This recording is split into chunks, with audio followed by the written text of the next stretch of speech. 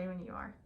Ready when you are. Good morning, folks. It's been a long time since we've got together and done one of these videos. Mostly my bad on that. But I wanted to share with you this morning something that came across one of my quiet times here recently. It's the story of Jesus in the storm, where Jesus is asleep in the boat and the disciples are trying to bail the water out as fast as they can, but it's sinking. So they go and wake up Jesus. When I was reading this story, and it's located in Matthew 8, Luke 8, and Mark 4, if you want to read it in detail, it's an interesting story.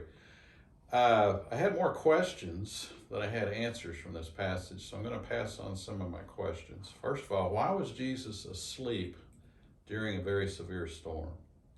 Number two, what did the disciples want from Jesus?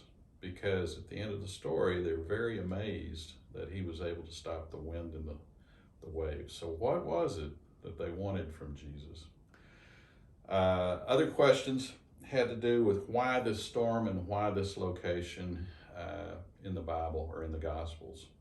We'll skip that one to the end perhaps, but I want to get on to why Jesus was asleep. Well, I'm sure he was very tired. He had a very, very busy day. He's asleep in the back of the boat.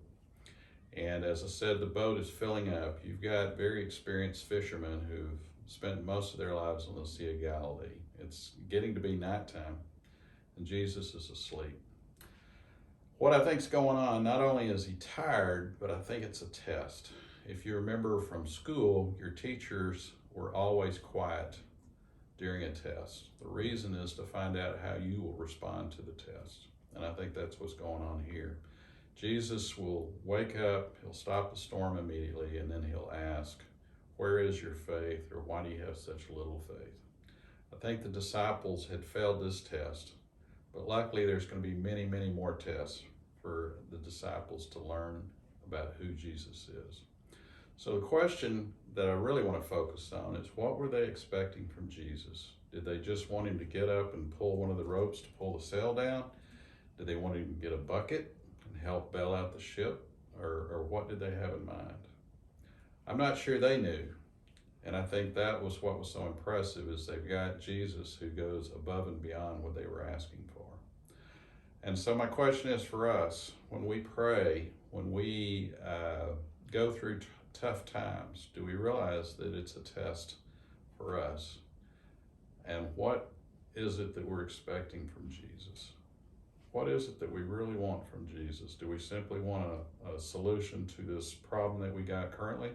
Or is there something deeper we should be asking for?